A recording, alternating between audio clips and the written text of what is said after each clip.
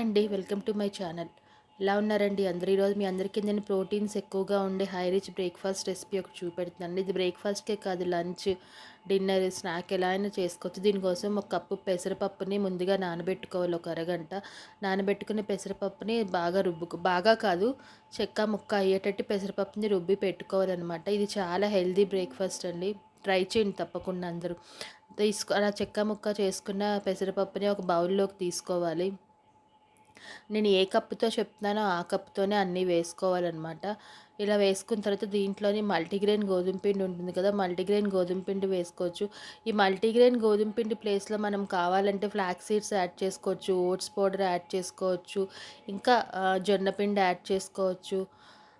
Next రాగులు మనం ఇంకా మిల్లెట్స్ వాడుతున్నాం కదా! మిల్లెట్స్ పిండి వాడుకోవచ్చు. ఏది కంటే అది వాడుకోవచ్చు. ఇలా 1 బై 1 సాల్ట్ వేసుకోవాలి. తర్వాత జీలకర్ర కూడా వేసుకోవాలి. వేసుకున్న తర్వాత పచ్చిమిర్చి తురుము, క్యారెట్ తురుము వేసుకోవాలి. ఒక కప్పు కర్డ్ వేసుకోవాలి. ఒక కప్పు పిండికి ఒక కప్పు కర్డ్ అలా సరిపోతుంది. మీరు కావాలంటే మళ్ళీ ఒక పిండి ఏమైనా టైట్‌గా అయితే 2 స్పూన్స్ పెరుగు వేసుకోవచ్చు. అలాగే ఒక నిమ్మ చెక్క పిండుకోవాలనమాట.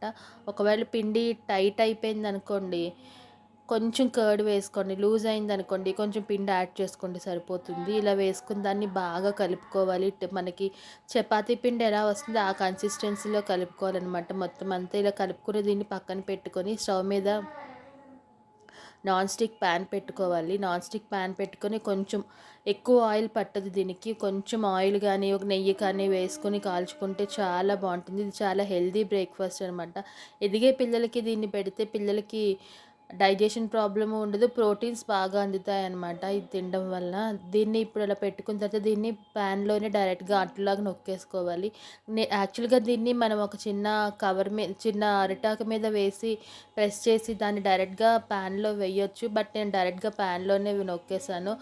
చపాతీ అంత పలుచగా కాకుండా కొంచెం రొట్టెలాగా వేసుకుంటే కనుక ఇది మీకు చాలా బావుంటుందనమాట ఇది.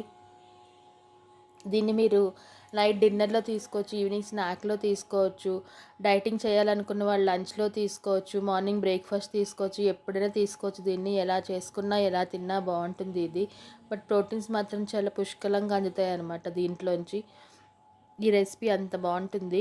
ఇలా చేసుకున్న తర్వాత వీటిని మీరు టమాటో కచప్‌తో సర్వ్ చేసుకోవచ్చు, లేకపోతే చట్నీ ఏదైనా ఉంటే చట్నీతో సర్వ్ చేసుకోవచ్చు. దీన్ని యాక్చువల్‌గా టర్న్ చేయాల్సిన అవసరం లేదు. జస్ట్ కొంచెం బ్రౌన్ కలర్ రావడం కోసం టర్న్ చేయడమే. ఇంతే అండి, రెడీ అయిపోయింది. ఇలా చేసుకున్న వాటిని హాట్‌గా తింటే చాలా బావుంటుందండి. నా వీడియో ఇంతేనండి. మళ్ళీ మరొక మంచి వీడియోతో కలుస్తాను. Thank you so much. Please subscribe.